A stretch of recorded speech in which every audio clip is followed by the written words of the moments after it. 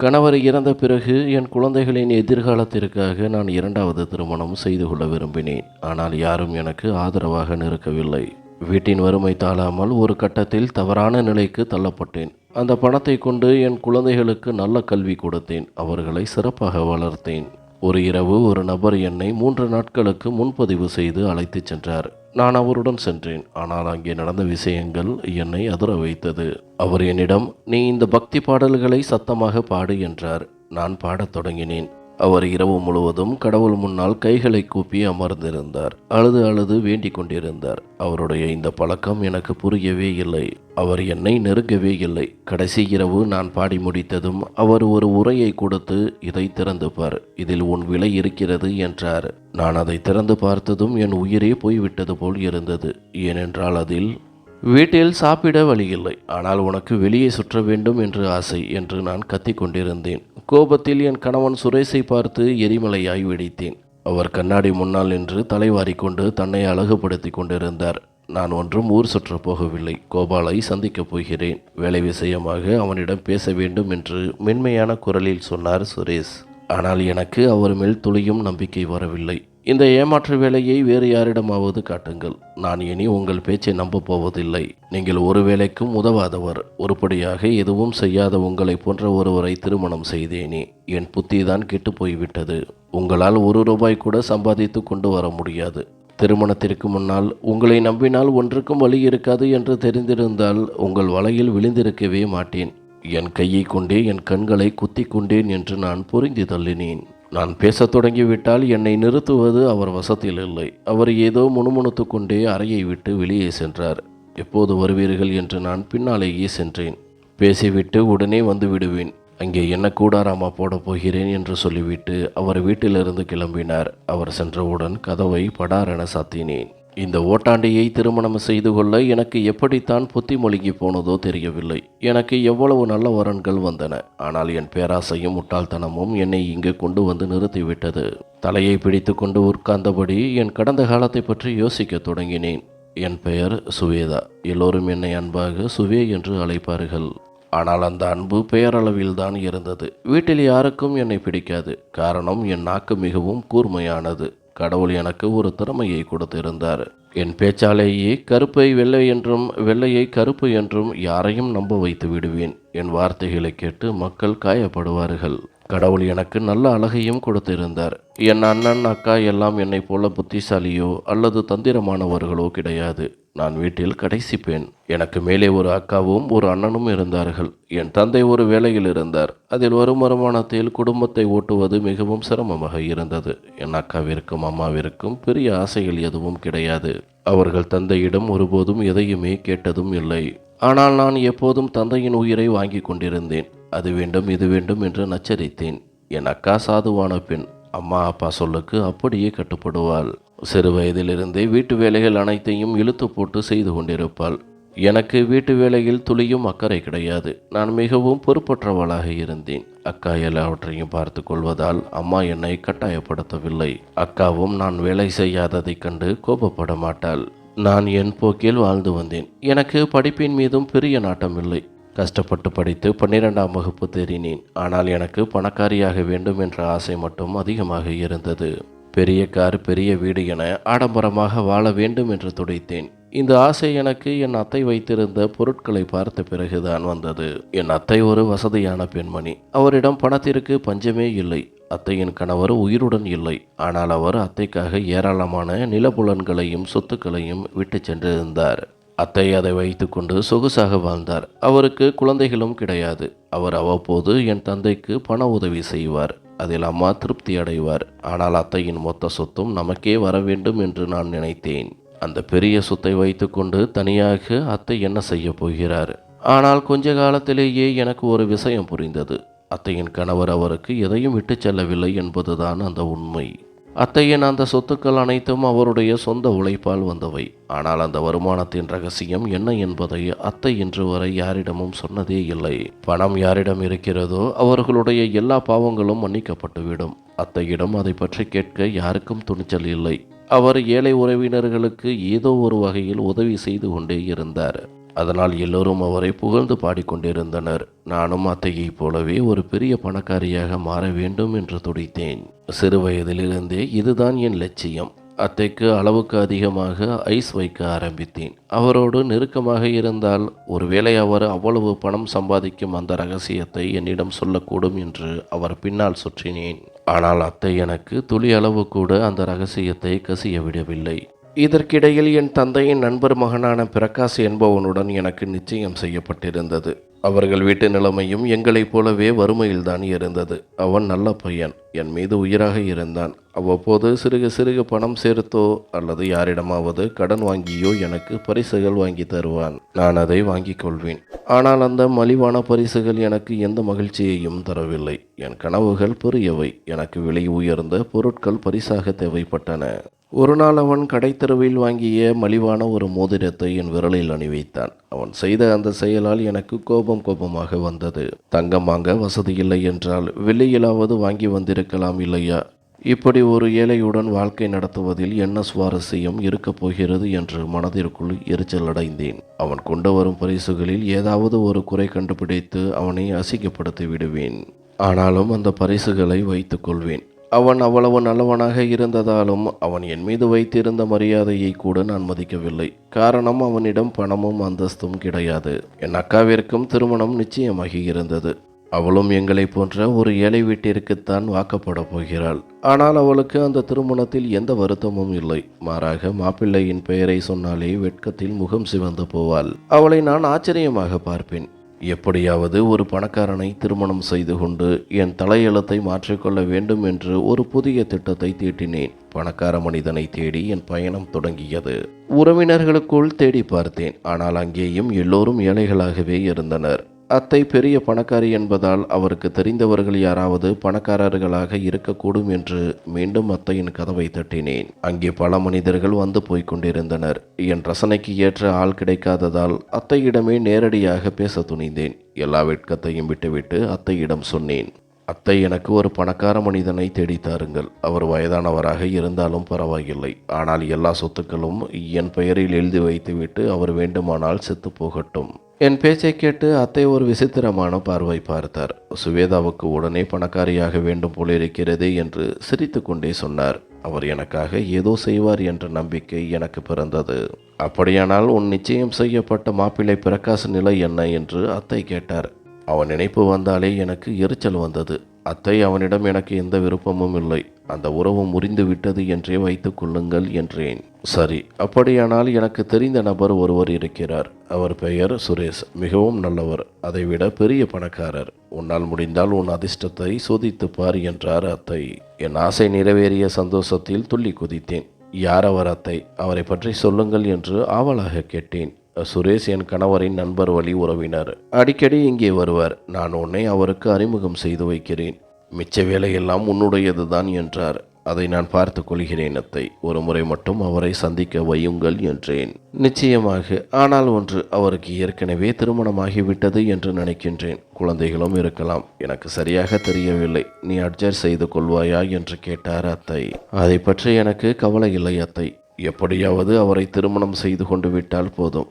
பிறகு அவரை விவாகரத்து செய்ய வைத்து விடுவேன். நீங்கள் மட்டும் அவரை சந்திக்க ஏற்பாடு செய்யுங்கள் என்று சொல்லிவிட்டு வந்தேன். அத்தை சொன்னபடியே சுரேஷை எனக்கு அறிமுகம் செய்து வைத்தார். சுரேஷ் பார்ப்பதற்கு மிகவும் அமைதியான கண்ணியமான மனிதராக தெரிந்தார். அவர் எதற்காக அத்தையை பார்க்க வருகிறார் என்பது எனக்கு தெரியவில்லை. ஆனால் நான் என் வலையை அவர் மீது வீசத் தொடங்கினேன். அத்தையும் எனக்கு மறைமுகமாக உதவினார்.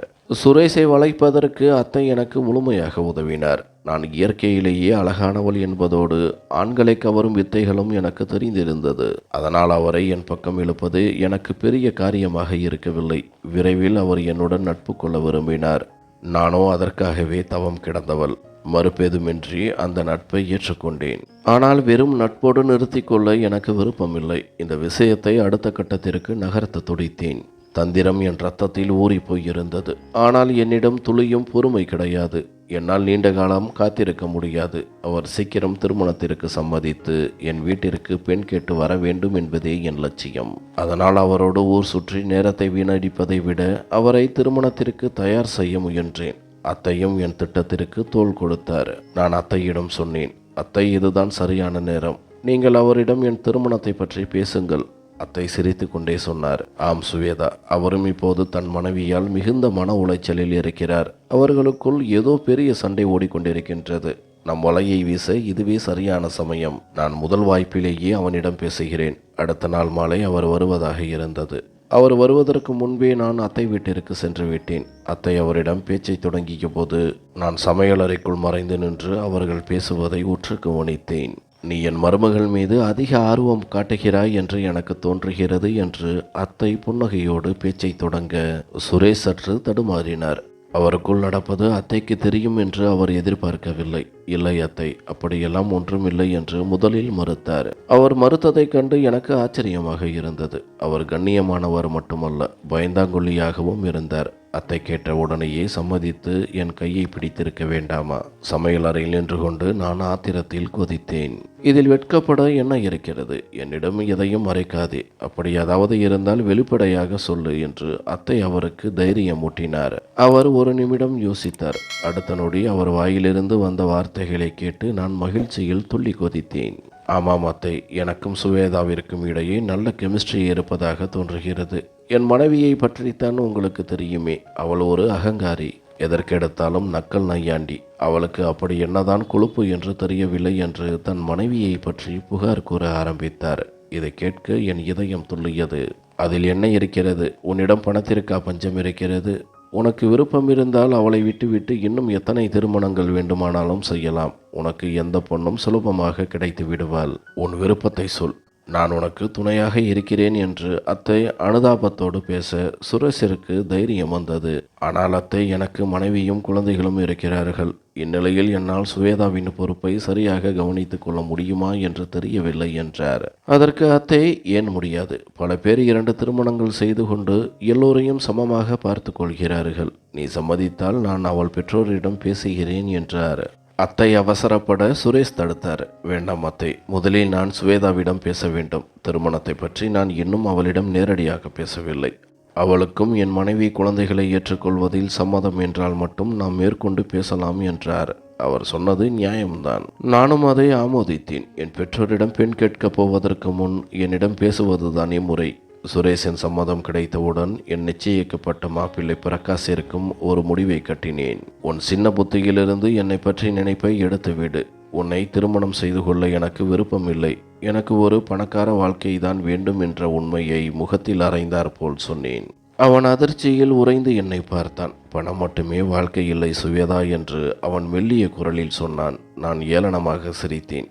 பணம் இல்லாதவர்கள் அப்படித்தான் சொல்வார்கள். ஒரு முறை பணம் கைக்கு வந்துவிட்டால் அதன் சுகமே தனி. பணம் எல்லோரையும் வசப்படுத்தும். ஒரு பணக்கார வாழ்க்கையை விரும்பும் உரிமை எனக்கு இருக்கிறது. அதனால் நீ என் வழியிலிருந்து விலகிவிடு. உன் பெற்றோரையும் நீனே சமாதானப்படுத்திவிடு. மீறி பிடிவாதம் பிடித்தால் குடும்பமானம்தான் சந்தி சிரிக்கப் போகிறது. ஏனென்றால் நான் எடுத்த முடிவில் உறுதியாக இருக்கிறேன் என்று அவனிடம் தெள்ள தெளிவாக சொல்லிவிட்டேன். என் நாட்கள் மிகுந்த படபடப்புடன் கடந்தன. சுரேஷ் எப்போது என்னை திருமணம் செய்து கொள்வார், எப்போது பேசப்போகிறார் என்ற துடிப்பு என் மனதை ஆட்கொண்டிருந்தது. அவர் ஏன் இவ்வளவு காலம் தாழ்த்துகிறார்? ஒருவேளை அதிகமாக யோசித்து தன் முடிவை மாற்றி விடுவாரோ என்று நான் அஞ்சினேன். எனவே அவர் அதிகமாக சிந்திக்காமல் உடனே ஒரு முடிவை எடுக்க வேண்டும் என்று விரும்பினேன். இறுதியாக அந்த நாள் வந்தது. சுரேஷ் என்னிடம் திருமணத்தை பற்றி பேசினார். முதலில் நான் ஒரு தயக்கத்தை காட்டினேன். அவருடைய மனைவியை பற்றியும் குழந்தைகளை பற்றியும் கவலைப்படுவது போல நடித்தேன். பாருங்கள், இது உங்கள் முதல் மனைவிக்கு செய்யும் துரோகம். ஒருவேளை நாளைக்கு அவருக்கு நம் உறவை பற்றி தெரிந்து அவர் ஏற்க மறுத்துவிட்டால் என் நிலைமை என்னவாகும்? நான் எங்கே போவேன் என்று கவலையோடு கேட்டேன். நான் எனக்கான ஒரு உத்தரவாதத்தை விரும்பினேன். அதே சமயம் அவர் பயந்து போய் திருமணத்தை நிறுத்திவிடக்கூடாது என்பதும் என் நோக்கம். என்னிடம் ஒரு வழி இருக்கிறது என்று நான் சொன்னதும் அவர் ஆச்சரியமாக, என்ன வழி என்று கேட்டார். என் எதிர்காலத்தை பாதுகாப்பாக வைத்திருக்க விரும்புகிறேன். ஒருவேளை உங்கள் முதல் மனைவியின் வற்புறுத்தலால் என்னை வீட்டை விட்டு துரத்திவிட்டால் என் பெற்றோரும் என்னை ஏற்க மாட்டார்கள். அதனால் எனக்கு சில நிபந்தனைகள் உள்ளன. நீங்கள் ஒரு வீட்டை என் பெயரில் எழுதி தர வேண்டும். அப்போதுதான் என்னால் நிம்மதியாக வாழ முடியும் என்றேன். அவர் அதிர்ச்சியோடு கேட்டார். ஸ்வேதா, இது என்ன பேச்சு? நான் உன்னை நேசிக்கிறேன். அதனால்தான் திருமணம் செய்ய விரும்புகிறேன். உனக்கான ஏற்பாடுகளை நான் செய்ய மாட்டேனா? என் முதல் மனைவி மீது எனக்கு பற்று இருந்திருந்தால் நான் ஏன் மறுமணம் செய்ய போகிறேன்? அவள் ஒரு அகங்காரி. அவளுக்கு தன்னை தவிர வேறு எதுவும் தெரியாது. நான் விடவில்லை. அதனால்தான் சொல்கிறேன். அவர் இந்த உறவை எதிர்க்கும் போது என் நிலைமை என்ன ஆகும்? குழந்தைகள் அவரிடம் இருக்கிறார்கள். அவர்களை வைத்து உங்களை பிளாக்மெயில் செய்யலாம். அதனால் என் நிபந்தனைக்கு நீங்கள் சம்மதிக்க வேண்டும் என்றேன். இறுதியாக அவர் என் பிடிவாதத்திற்கு பணிய வேண்டியதாயிற்று. சரி, உன் நிபந்தனைக்கு நான் சம்மதிக்கிறேன். நீ மட்டும் என்னை திருமணம் செய்து கொள் என்றார். நான் நினைத்தது போலவே எல்லாம் நடந்தது. சுரேஷ் என் நிபந்தனைகளுக்கு சம்மதித்து என் பெற்றோரிடம் பேச வந்தார். நான் அவரிடம் ஒரு விஷயத்தை தெளிவாக சொல்லிவிட்டேன். அவருக்கு ஏற்கனவே திருமணமாகி குழந்தைகள் இருப்பது என் பெற்றோருக்கு தெரியக்கூடாது. தெரிந்தால் அவர்கள் சம்மதிக்க மாட்டார்கள். பிறகு நான் என் பெற்றோரிடம் சென்று பிரகாஷை திருமணம் செய்ய போவதில்லை என்று கராராக சொன்னேன். கடவுள் புண்ணியத்தில் பிரகாஷ் தரப்பிலிருந்து பெரிய எதிர்ப்புகள் ஏதும் இல்லை. அவர்கள் மௌனமாகிவிட்டார்கள். அவன் என்னிடம் எதுவும் பேசவில்லை. என் பெற்றோரிடமும் முறையிடவில்லை.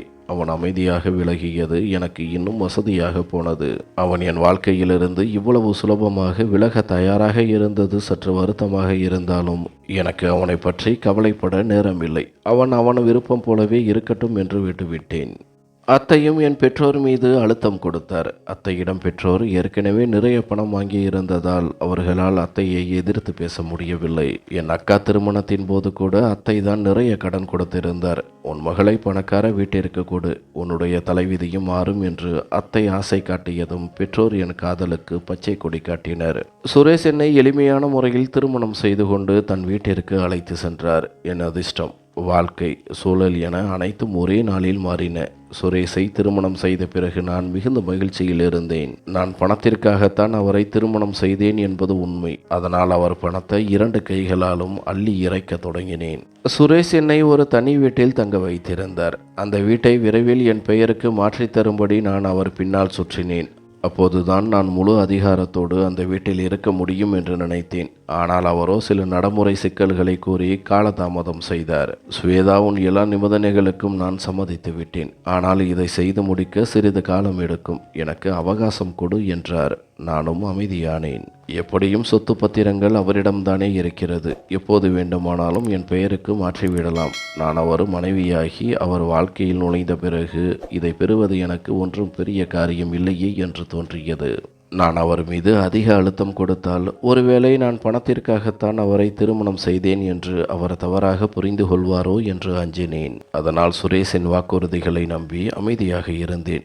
அவர் தான் 2வது திருமணம் செய்த விஷயத்தை தன் முதல் மனைவியிடமிருந்து ரகசியமாகவே வைத்திருந்தார். அதனால் நான் வீட்டை விட்டு அதிகம் வெளியே செல்ல வேண்டாம் என்றும் உள்ளேயே இருக்கும்படியும் என்னை எச்சரித்திருந்தார். ஆனால் என்னால் எப்படி வீட்டுக்குள்ளேயே முடங்கி கிடக்க முடியும்? நான் ஊர் சுற்றி திரிவதற்காகவும் சுதந்திரமாக இருப்பதற்காகவும் தானே இந்த திருமணத்தை செய்து கொண்டேன். கையில் பணம் இல்லாத காலத்தில் ஆசைகளை மனதிற்குள்ளேயே அமுக்கிக் கொண்டு ஏக்கத்தோடு கடைத்தெருவுகளை கடந்து செல்வேன். ஆனால் இப்போது என்னால் எதை வேண்டுமானாலும் வாங்க முடியும். சுரேஷிடம் தினமும் பணம் வாங்கி கொண்டு வெளியே கிளம்பி விடுவேன். சில நேரங்களில் சுரேஷ் என்னுடன் வருவார். அவர் வேலையாக இருந்தால் நான் தனியாகவே செல்வேன். எனக்கு பிடித்தமான பொருட்களை எல்லாம் அள்ளி வருவேன். என் நாட்கள் மிகுந்த மகிழ்ச்சியில் கழிந்தன. என் பெற்றோருக்கும் பண உதவி செய்தேன். உடன் பிறந்தவர்களுக்கும் நிறைய பொருட்களை வாங்கி தந்து அவர்களையும் சந்தோஷப்படுத்தினேன். ஆனால் என் மகிழ்ச்சி குறுகிய காலமே நீடித்தது. சில நாட்களிலேயே சுரேஷ் 2வது திருமணம் செய்த விஷயம் அவர் முதல் மனைவிக்கு தெரிந்துவிட்டது. ஒரு நாள் அவர் தன் சகோதரர்களை அழைத்து கொண்டு என் வீட்டிற்கு வந்துவிட்டார். நான் கதவை திறந்தபோது வந்திருப்பது சுரேஷின் முதல் மனைவி என்று எனக்கு தெரியாது. பக்கத்து வீட்டுக்காரர்கள் யாரோ என்னை பார்க்க வந்திருக்கிறார்கள் என்றுதான் நினைத்தேன். அவர் என்னை வீட்டிற்குள் பார்த்ததும் அதிர்ச்சி அடைந்தார். பார்த்தீர்களா, சுரேஷ் ஏதோ தவறு செய்கிறார் என்று நான் சொன்னேன் அல்லவா? இதோ அந்த தவறு மொத்த உருவமாக உங்கள் முன்னால் நிற்கிறது பார் என்று தன்னுடன் வந்த இளைஞர்களிடம் சொன்னார். நான் திடுக்கிட்டு, யார் நீங்கள் என்று மென்மையான செயற்கையான புன்னகையுடன் கேட்டேன். என் வீட்டிலேயே நின்று கொண்டு நீ யார் என்று என்னிடமே கேட்கிறாயா? நான் தான் இந்த வீட்டின் எஜமானி. இப்போதே இங்கிருந்து வெளியேறு என்று கத்தியபடி அவர் என்னை தள்ளிவிட்டு உள்ளே நுழைந்தார். நான் அதிர்ச்சியுடன் அவர் பின்னால் சென்றேன். என்ன உளறுகிறீர்கள்? நீங்கள் எப்படி இந்த வீட்டின் எஜமானியாக முடியும்? இது சுரேஷின் வீடு. அவர் என் கணவர் என்றேன். கணவர் என்ற வார்த்தையை கேட்டதும் அவர் முகம் வெளுத்து போனது. என்ன சொல்கிறாய்? சுரேஷ் உன்னை திருமணம் செய்து கொண்டு இங்கே வைத்திருக்கிறாரா என்று அவர் திகைத்து போனார்.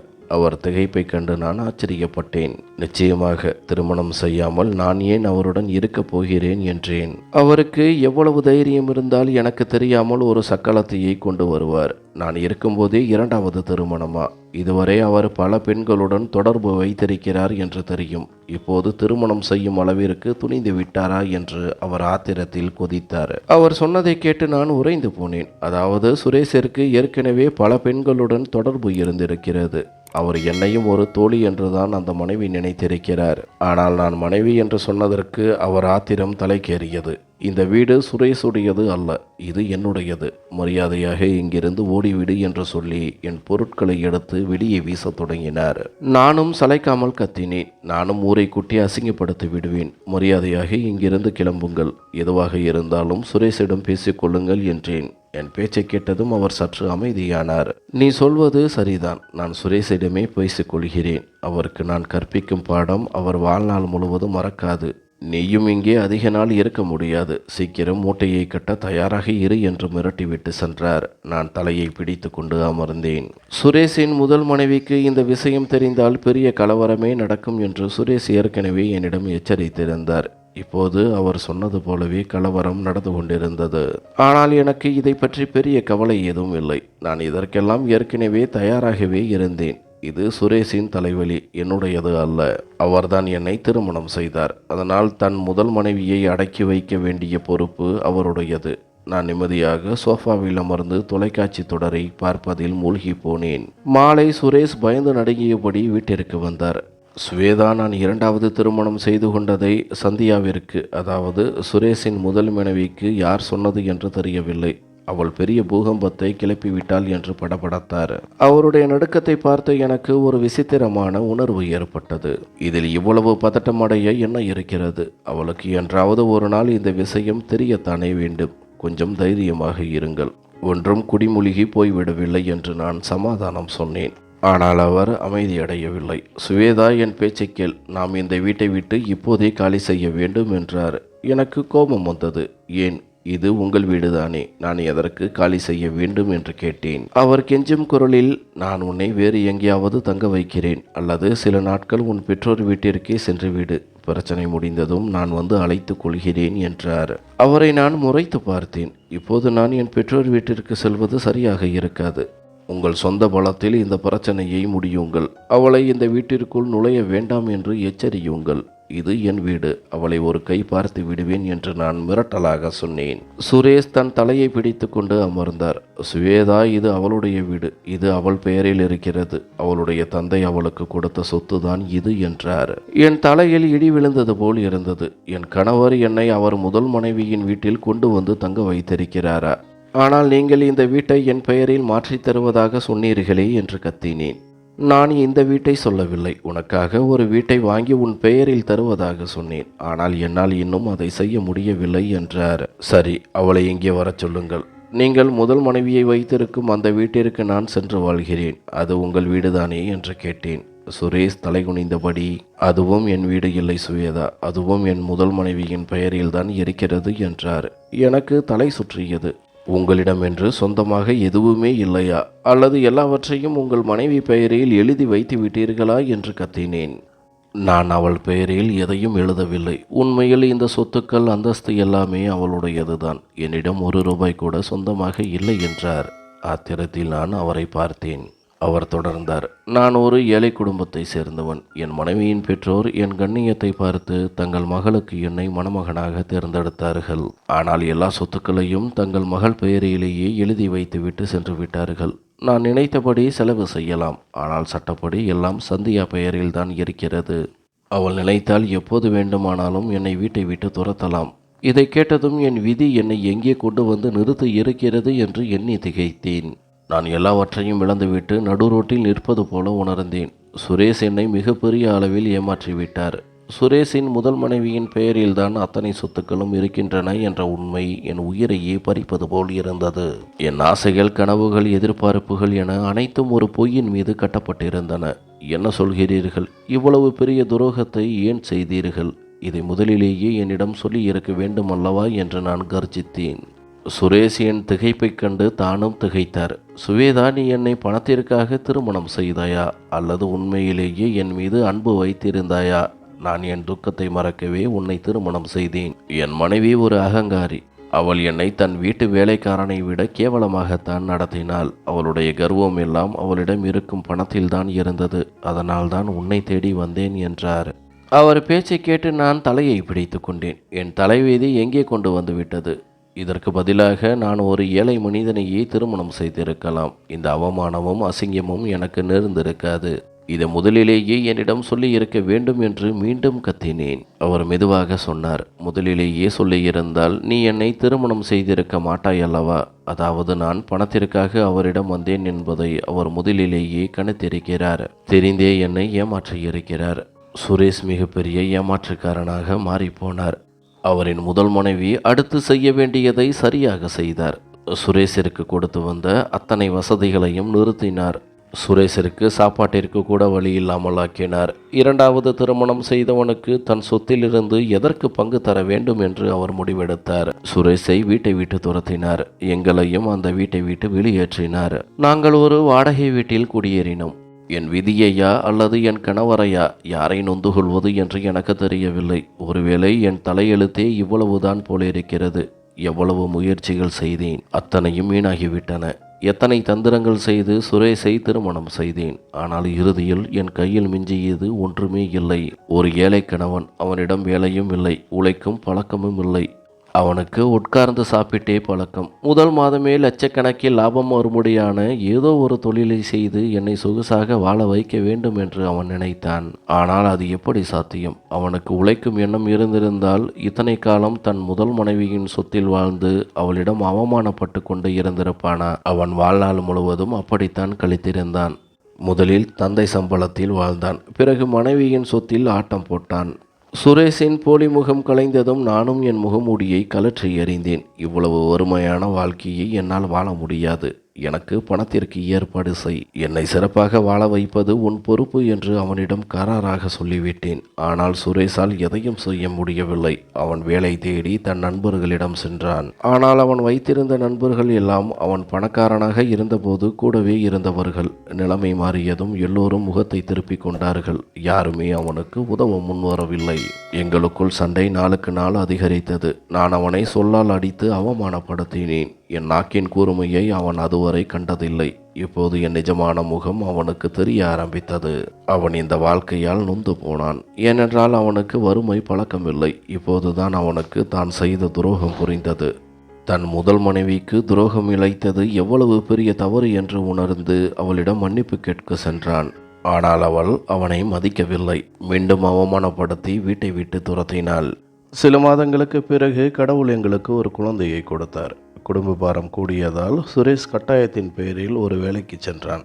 ஆனால் அந்த சொற்ப வருமானத்தில் குடும்பம் நடத்துவது நரகமாக இருந்தது. ஒரு நாள் சுரேஷ் வீட்டிலிருந்து கிளம்பினான். ஆனால் மீண்டும் திரும்பி வரவே இல்லை. சுரேஷ் இந்த உலகத்தை விட்டே பிரிந்து விட்டான். ஒரு விபத்தில் சுரேஷின் உயிர் பிரிந்தது. அவன் தானாகவே இறந்தான் என்று சிலர் சொன்னார்கள். எது எப்படியோ அவன் உலகத்தின் கஷ்டங்களில் இருந்து தப்பித்து சென்று விட்டான். ஆனால் என்னையையும் குழந்தையையும் அனாதையாக விட்டு சென்றான். சுரேஷ் மறைந்த பிறகுதான் இந்த உலகத்தில் பிழைப்பது எவ்வளவு கடினம் என்று எனக்கு புரிந்தது. வறுமை என்று நான் எப்போது பார்த்தாலும் அழுது கொண்டிருந்தேனே, இப்போது நிலைமை அதைவிட மோசமானது. குழந்தைகளுக்கு இருவேளை உணவாவது போட வேண்டுமே, அதற்கு கூட என்னிடம் வழி இல்லை. சுரேஷ் உயிரோடு இருந்தபோது ஏதோ கொஞ்சம் சம்பாதித்து கொண்டு வந்தான். இப்போது எனக்கு எந்த ஆதரவும் இல்லை. அண்ணனும் அக்காவும் தங்கள் வாழ்க்கையில் மூழ்கி போனார்கள். என் பெற்றோரும் கூட கடந்த ஆண்டே இறந்து விட்டார்கள். எனக்கு இருந்த ஒரே பிடிமானம் சுரேஷ் தான். அவன் வாழ்நாள் முழுவதும் அவனை நான் நிம்மதியாக இருக்க விடவில்லை என்பதை இப்போது உணர்ந்தேன். ஆனால் நான் என்ன செய்வேன்? என் ஆசைகளும் கனவுகளும் சிதைந்த ஆத்திரத்தில் என் கோபம் முழுவதும் அவன் மீது திரும்பியது. கணவன் இறந்த பிறகு நான் முதலில் அத்தையிடம் சென்றேன். அவரும் இப்போது மிகவும் வயதாகி பலவீனமாக இருந்தார். அவருக்கும் வருமானம் இல்லை. அத்தை, நீங்கள் அப்படி என்னதான் வேலை செய்தீர்கள்? எனக்கும் சொல்லிக் கொடுங்கள், நானும் சம்பாதிக்க வேண்டும் என்றேன். அத்தை சிரித்து கொண்டே சொன்னார், மகளே, மக்களிடம் போய் சொல்லி அவர்களை ஏமாற்றி பணம் பறிக்கும் வித்தை என்னிடம் இருந்தது. அது உன்னிடம் இல்லை. நான் மக்களின் ஜாதகத்தை பார்த்து அவர்களுக்கு பரிகாரம் சொல்வது போல நடித்து பணம் சம்பாதித்தேன். மக்களை ஏமாற்ற பல வழிகள் உண்டு. ஆனால் உன்னால் அதை செய்ய முடியாது. இப்போது என்னிடம் யாரும் வருவதில்லை. ஏனென்றால் இக்கால மக்கள் இதையெல்லாம் நம்புவதில்லை. அத்தை, அப்படியானால் நான் என்ன செய்வது? எனக்கு ஒரு வழி சொல்லுங்கள் என்று கதறினேன். வேறு ஒரு பணக்காரனை தேடி திருமணம் செய்து கொள் என்றார் அத்தை. அந்த வார்த்தை என் மனதில் ஒரு திட்டத்தை உருவாக்கியது. இதை என்னால் செய்ய முடியும். ஆனால் என்னை யார் திருமணம் செய்து கொள்வார்கள்? நான் இப்போது ஒரு குழந்தையின் தாய். முன்பு போல நான் இளமையாகவும் அழகாகவும் இல்லையே. காலம் என் அழகை தின்றுவிட்டது. வறுமை என்னை உருமாற்றிவிட்டது. ஏதாவது ஒரு பணக்காரனுக்கு புத்தி கெட்டு போயிருந்தால் ஒழிய என்னை யாரும் திருமணம் செய்து கொள்ள மாட்டார்கள். ஏதாவது ஒரு பணக்காரன் இரண்டாவது திருமணம் செய்து கொள்ள தயாரானாலும் அவன் ஒரு நல்ல பெண்ணைத்தான் தேடி போவானே தவிர என்னை தேடி வரப்போவதில்லை. எனவே நான் ஒரு புதிய முடிவை எடுத்தேன். என்னை போன்ற தேவையில் இருப்பவர்களுக்காகவும் யாருக்கும் பாரமாக இருக்க விரும்பாதவர்களுக்காகவும் 3 நாள் திருமண ஒப்பந்தம் என்பதை தொடங்கினேன். 3 நாட்களுக்கு ஒருவருடன் மனைவியாக வாழ 5000 ரூபாய் கட்டணமாக நிர்ணயித்தேன். அந்த 3 நாட்களுக்கு பிறகு அவர் வாழ்க்கையிலிருந்து விலகிவிடுவேன். இதன் மூலம் எனக்கு பணம் கிடைத்தது. என் குழந்தைகளின் வயிற்றை என்னால் நிரப்ப முடிந்தது. ஆனாலும் இந்த வேலைக்கு எனக்கு வாடிக்கையாளர்கள் கிடைப்பது அரிதாகவே இருந்தது. குறுகிய கால திருமணத்தை விரும்பும் பலரிடம் பணம் இல்லை. பணம் இருப்பவர்கள் இது போன்ற காரியங்களில் ஈடுபடுவது குறைவாக இருந்தது. இருந்தாலும் கிடைத்த பணத்தை வைத்துக்கொண்டு மிகவும் சிக்கனமாக ஒரு 500 ரூபாய் கூட நீண்ட நாட்களுக்கு பயன்படுத்தி என் காலத்தை ஓட்டினேன். ஒரு நாள் என் வீட்டு வாசலில் யாரோ தட்டும் சத்தம் கேட்டது. என் பிள்ளைகள் ஓடி வந்து, அம்மா, உங்களை பார்க்க யாரோ வந்திருக்கிறார்கள் என்றான். நான் வாசலுக்கு சென்றேன். அங்கே நின்றிருந்த மனிதனின் தோற்றம் என்னை அதிர்ச்சியடைய வைத்தது. நீண்ட தாடி, கலைந்த தலைமுடி, ஒரு விசித்திரமான கோலத்தில் அவர் இருந்தார். பணத்திற்காக நீ 3 நாட்கள் திருமணம் செய்து கொள்வாய் என்று கேள்விப்பட்டேன் என்றார் அவர். நான் அக்கம் பக்கத்தில் யாராவது இருக்கிறார்களா, என் பிள்ளைகள் இதை கேட்கிறார்களா என்று பயத்துடன் பார்த்தேன். யாரும் இல்லை என்பதை உறுதி செய்த பிறகு, ஆமாம், அது உண்மைதான். நீயும் திருமணம் செய்து கொள்ள விரும்புகிறாயா என்று கேட்டேன். அதற்கு அவர், ஆமாம், ஆனால் 3 நாட்களுக்கு அல்ல, முழுதாக 30 நாட்களுக்கு நீ என்னுடன் மனைவியாக வாழ வேண்டும் என்றார். இதை கேட்டதும் எனக்கு மகிழ்ச்சி தாங்கவில்லை. சரி, 3 நாட்களுக்கே நான் 5000 ரூபாய் வாங்குவேன். 30 நாட்களுக்கு எவ்வளவு என்று தெரியுமா என்றேன். அவர் அமைதியாக, நீ எதை பற்றியும் கவலைப்படாதே, இந்த 30 நாட்களுக்கு உனக்கு 5 லட்சம் ரூபாய் தருகிறேன் என்றார். அவர் சொன்னதை கேட்டதும் என் மகிழ்ச்சிக்கு எல்லையே இல்லை. ஒரு நாளைக்கு சராசரியாக 15,000 முதல் 20,000 ரூபாய் வரை கிடைக்கிறது என்றால் அது மிகப்பெரிய தொகை. நான் அந்த மனிதனை திருமணம் செய்து கொண்டேன். அவர் என் வீட்டிலேயே என்னுடன் தங்கினார். ஆனால் ஒரு இரவு கூட அவர் என்னை நெருங்கவில்லை என்பது எனக்கு ஆச்சரியமாக இருந்தது. அவர் தனி அறையிலேயே தங்கினார். அவர் என் மீதும் என் குழந்தைகள் மீதும் மிகுந்த அக்கறை காட்டினார். பிள்ளைகளுடன் சிரித்து பேசினார். ஆனால் என்னுடன் அவர் பேசுவதே இல்லை. வெறும் பார்வையுடன் நிறுத்திக் கொள்வார். அவர் நடத்தை விசித்திரமாக இருந்தாலும் எனக்கு அதை பற்றி என்ன கவலை? எனக்கு என் பணம் கிடைத்தால் போதும் என்று நான் அவர் விருப்பப்படியே நடந்து கொண்டேன். அவர் என்னை நெருங்க விரும்பினால் நான் தடுத்திருக்க மாட்டேன். ஆனால் அவராகவே வராததால் நானும் வற்புறுத்தவில்லை. அவர் தோற்றத்தை பார்த்தால் அவரிடம் இவ்வளவு பணம் இருக்குமா என்று சந்தேகம் வந்தது. ஆனால் அவர் என்னை தவறாக பயன்படுத்தாமல் கண்ணியமாக நடந்து கொண்டதை பார்த்தபோது அவர் கண்டிப்பாக பணத்தை கொடுத்து விடுவார் என்ற நம்பிக்கை பிறந்தது. இன்றுதான் ஒப்பந்தத்தின் கடைசி இரவு.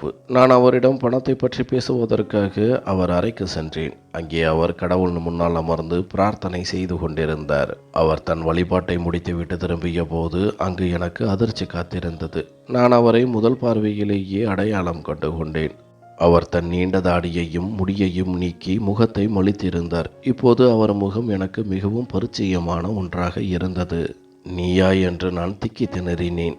அவர் புன்னகையோடு ஆராத்தி தட்டை ஏந்தியபடி என் அருகே வந்தார். நீ என்னை அடையாளம் காணவில்லை, ஆனால் நான் உன்னை முதல் பார்வையிலேயே அடையாளம் கண்டுகொண்டேன் ஸ்வேதா. இத்தனை ஆண்டுகளுக்கு பிறகும் உன் முகம் என்னால் மறக்க முடியவில்லை என்றார். அதிர்ச்சியில் உறைந்து நின்றேன். என் முன்னால் நின்றது வேறு யாரும் அல்ல. பல ஆண்டுகளுக்கு முன்பு பணம் இல்லை என்பதற்காக நான் நிராகரித்த, என்னை திருமணம் செய்யவிருந்த பிரகாஷ். நீ என்னை ஏமாற்றி திருமணம் செய்திருக்கிறாய். இப்போது சொல், நீ வாக்குறுதி அளித்தபடி எனக்கு பணத்தை கொடுக்க முடியுமா என்று நான் மெதுவான குரலில் கேட்டேன். பிரகாஷ் சிரித்தான். உனக்கு இன்னும் பணத்தின் மீதே குறியாக இருக்கிறதே ஸ்வேதா என்றான். ஆமாம், ஏன் இருக்கக்கூடாது? என் குழந்தைகளின் வயிற்றை நிரப்ப எனக்கு பணம் தேவை என்று உண்மையை சொன்னேன். உண்மையை சொல்லும்போது கூட ஒருவரின் இதயம் காயப்படுமே என்று நீ யோசிப்பதே இல்லையா என்று அவன் வேதனையான குரலில் கேட்டான். எனக்கு ஒரு நிமிடம் வெட்கமாக இருந்தது. ஆனால் நான் அதை வெளியே காட்டிக்கொள்ளவில்லை. பார் பிரகாஷ், எனக்கு எதையும் ஒளிமறைவின்றி பேசித்தான் பழக்கம். எனக்கு பணக்காரியாக வேண்டும் என்ற ஆசை இருந்தது. இப்போது பணத்தின் தேவை இருக்கிறது. என் பிள்ளைகளுக்காக நான் இரவு பகலாக போராடுகிறேன். அதனால் என்னை அவமானப்படுத்த முயற்சி செய்யாதே. வாக்குறுதி அளித்தபடி என் பணத்தை என் கையில் கொடுத்துவிட்டு இங்கிருந்து கிளம்பு என்றேன். நான் ஒருவேளை அளவுக்கு அதிகமாக இரக்கமற்றவளாக நடந்து கொண்டிருக்கலாம். ஆனால் கடந்த கால வாழ்க்கை என்னை அப்படியே மாற்றிவிட்டது. பண விஷயத்தில் நான் ஆரம்பத்திலிருந்தே இப்படித்தான் இருந்தேன். நீ கவலைப்படாதே சுவேதா. உன் பணத்தை நான் உன்னிடம் ஒப்படைப்பேன். நீ அன்று விட்டு சென்ற அந்த ஏழை பிரகாஷ் நான் அல்ல. இன்று உன்னுடைய ஒவ்வொரு ஆசையையும் நிறைவேற்றும் அளவிற்கு என்னிடம் வசதி இருக்கிறது. நீ என் இதயத்தை உடைத்தாய். என் பெற்றோர் எனக்கு நிச்சயம் செய்த நாளிலிருந்து என் மனதில் நீ மட்டுமே இருந்தாய். உன்னை என் இதயத்திலிருந்து என்னால் நீக்கவே முடியவில்லை. என்றும் நான் உன்னை நேசிக்கிறேன். உனக்காகத்தான் நான் இன்று வரை திருமணமே செய்து கொள்ளவில்லை. பிரகாஷ் தொடர்ந்து பேசினான். உனக்கு எவ்வளவு பணம் தேவையோ அவ்வளவு பணத்தை நான் சம்பாதிக்கும் வரை உன்னிடம் என் முகத்தை காட்டக்கூடாது என்று எனக்குள் உறுதி எடுத்துக்கொண்டேன். உனக்கு பிடித்தமான ஒரு வாழ்க்கை துணை கிடைக்க வேண்டும் என்பதற்காகத்தான் அன்று உன் திருமணத்திற்கு எந்த தடையுமின்றி நான் விலகி கொண்டேன். உனக்கு ஒரு பணக்கார கணவன் கிடைத்ததை அறிந்து நான் மகிழ்ச்சி அடைந்தேன். ஆனால் உன் துரதிர்ஷ்டம், அவர் சீக்கிரமே இறந்துவிட்டார். இப்போது உன் பாதையில் இருக்கும் முட்களை அகற்றிவிட்டு மலர்களை தூவ நான் வந்திருக்கின்றேன். என்னிடம் உனக்கு ஒரு ஆஃபர் இருக்கிறது. ஒன்று, இந்த 5 லட்சம் ரூபாயை வாங்கிக்கொள். அல்லது என்னை உன் வாழ்க்கை துணையாக ஏற்றுக்கொள். உன்னையும் உன் குழந்தைகளையும் கண்ணும் கருத்துமாக பார்த்து கொள்ள நான் தயார் என்று கையை நீட்டினான். நான் யோசனையில் ஆழ்ந்தேன். மீண்டும் சுரேஷை போல இவனும் என்னை ஏமாற்றி விடுவானோ? ஆனால் ஒரு பக்கம் 5 லட்சம் ரூபாய், மறுபக்கம் பிரகாஷின் கரம். நான் பிரகாஷின் கரத்தை பற்ற வேண்டும் என்று என் இதயம் சொன்னது. ஏனென்றால் பணத்தோடு சேர்த்து எனக்கு ஒரு உண்மையான அன்பான துணையும் தேவைப்பட்டது. என்னை பற்றி உனக்கு தெரியும் தானே, பணத்திற்காக நான் பலரை திருமணம் செய்தவள் என்று நான் இழுக்க, எனக்கு எல்லாம் தெரியும் சுவேதா, அதை பற்றி நீ கவலைப்படாதே. உன் கடந்த காலத்தையும் சேர்த்து ஏற்றுக்கொள்ள நான் தயார் என்றான். எனக்கு முதலில் அவன் பேச்சில் முழு நம்பிக்கை வரவில்லை. ஒருவேளை எனக்கும் என் பிள்ளைகளுக்கும் ஏதேனும் தீங்கு செய்து விடுவானோ என்ற பயமும் இருந்தது. ஆனால் கடந்த 1 மாத காலமாக அவன் எங்களுடன் தான் இருந்தான். பிள்ளைகளிடம் அவன் காட்டிய அன்பு உண்மையானது. என் பிள்ளைகளுக்கும் ஒரு தந்தையின் அரவணைப்பு தேவைப்பட்டது. என் மகள் வளர்ந்து வரும் வேளையில் நான் இப்படி தொழிலுக்காக திருமணங்கள் செய்து கொண்டிருக்க முடியாது. என் இதயம் பிரகாசை ஏற்குமாறு சொன்னாலும் என் மூளை குறுக்கே நின்றது. வாழ்நாள் முழுவதும் நான் மூளை சொன்ன முடிவுகளையே எடுத்தேன். ஆனால் இந்த முறை என் இதயத்திற்கு வாய்ப்பு கொடுக்க நினைத்தேன். என் சந்தேகங்களை எல்லாம் புறம் தள்ளிவிட்டு பிரகாஷின் கையை பிடிப்பது என்று முடிவெடுத்தேன். இந்த 1 மாதத்தில் அவன் எவ்வளவு கனிவானவன் என்பதை நான் உணர்ந்திருந்தேன். அவன் தன் அடையாளத்தை மறைத்து வாழ்ந்ததற்கு காரணம் என் மனதில் இருக்கும் சந்தேகங்கள் நீங்க வேண்டும் என்பதற்காகத்தான். எனக்கு உன் துணை வேண்டும் பிரகாஷ் என்று அவன் கையின் மேல் என் கையை வைத்தேன். விதியில் இல்லாத ஒன்றை அடைய தவறான வழியில் முயற்சி செய்யக்கூடாது என்பதை நான் இப்போது உணர்ந்து கொண்டேன். கடவுள் மீது நம்பிக்கை வைத்து நேர்மையான பாதையில் முயற்சி செய்தால் மட்டுமே நம் ஆசைகள் நன்முறையில் நிறைவேறும் என்றேன். நான் ஏற்கனவே அவனை திருமணம் செய்திருந்தாலும் இன்று என் மனப்பூர்வமான சம்மதத்தை தெரிவித்தேன். பிரகாஷ் உண்மையிலேயே ஒரு சிறந்த கணவனாக திகழ்ந்தான். என்னையையும் என் குழந்தைகளையும் அவன் மிக சிறப்பாக பார்த்து கொண்டான். அவன் வாக்குறுதி அளித்தபடி அந்த 5 லட்சம் ரூபாயையும் என்னிடம் கொடுத்தான். ஆனால் அந்த பணத்தை நான் அவனிடமே திருப்பி தந்து விட்டேன். இப்போது எனக்கு பணம் தேவையில்லை, அவன் அன்பு மட்டுமே போதும். நான் பிரகாஷிடம் மன்னிப்பு கேட்டேன். நான் தவறான முடிவை எடுத்திருந்தேன். செல்வத்தின் மீதான பேராசையில் நான் குருடியாகிவிட்டேன். ஆனால் நீ சொன்னதுதான் சரி. பணத்தால் எல்லாவற்றையும் வாங்கிவிட முடியாது. ஒரு மனிதனுக்கு அவனுடைய குணமும் துணையும் தான் உண்மையான மதிப்பு என்று என் தவறை ஒப்புக்கொண்டேன். பிரகாஷ் புன்னகையுடன் சொன்னான். பரவாயில்லை சுவேதா, நீ வெட்கப்பட தேவையில்லை. நீ அறியாமையில் அந்த முடிவை எடுத்தாய் என்று எனக்கு தெரியும். ஆனால் என் இதயம் எப்போதும் உன்னையே நினைத்து தவித்து கொண்டிருந்தது. அதனால்தான் நான் உன்னை தேடி வந்தேன். நான் உண்மையான மனதுடன் கடவுளிடம் வேண்டினேன். அவர் என் லட்சியத்தில் என்னை வெற்றி பெற செய்து விட்டார். இன்று என்னிடம் செல்வமும் இருக்கிறது. நீயும் என் வாழ்க்கையில் இருக்கிறாய். இனி என் வாழ்க்கை எந்த குறையும் இல்லை. அவன் அன்போடு என் பிள்ளைகளின் தலை மீது கை வைத்து ஆசீர்வதித்தான். பிள்ளைகள் மகிழ்ச்சியாக இருப்பதை பார்த்து என் இதயம் நிம்மதியடைந்தது. நான் உண்மையில் எவ்வளவு தவறான முடிவுகளை எடுத்தேன். ஒரு நல்ல மனிதனை விட பணத்திற்கே முக்கியத்துவம் கொடுத்தேன். பிரகாஷ் போன்ற ஒருவனின் துணையை பெற நான் எவ்வளவு கொடுத்து வைத்திருக்க வேண்டும். ஆனால் நான் அதற்கு தகுதியற்றவளாக இருந்தேன். உண்மை என்னவென்றால் அவன் என் கற்பனைக்கும் எட்டாத உயரத்தில் இருந்தான். அவன் நேர்மையான பாதையில் நடந்த நல்ல மனிதன். ஆனால் நானோ தவறுகளும் பாவங்களும் நிறைந்த பாதையில் பயணித்து அவனை அடைந்திருக்கிறேன். உண்மையில் பிரகாஷ் எனக்காக காத்திருக்கவில்லை. இயற்கை என்னை அவனுக்கு தகுதியானவளாக மாற்றுவதற்காக இத்தனை சோதனைகளுக்கு உள்ளாக்கி இருக்கிறது.